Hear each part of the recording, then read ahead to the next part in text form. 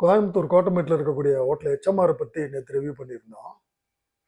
அப்போ சொல்லியிருந்தோம், ரூ. 185 கொடுத்து நம்ம இடியாப்பமும் ஆட்டுக்கால் பாயம் வாங்கி சாப்பிட்டோம்னு சொல்லி.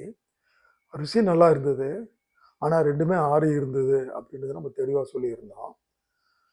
அப்போ புரியல, இப்போ தான் புரியுது. வச்சு செஞ்சிச்சுங்க.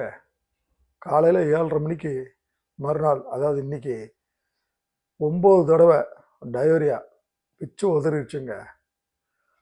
இடியாப்பம் மாதிரி இழைச்சி போய் ரூ. 155 பண்ண செலவுக்கு, ஹோட்டலுக்கு கொடுத்த செலவுக்கு டாக்டருக்கு ஒரு ரூ. 1500 கொடுத்து ட்ரிப்பெல்லாம் ஏற்றி சரியாக்கிட்டு வந்த கதை எனக்கு மட்டும்தான் தெரியும்.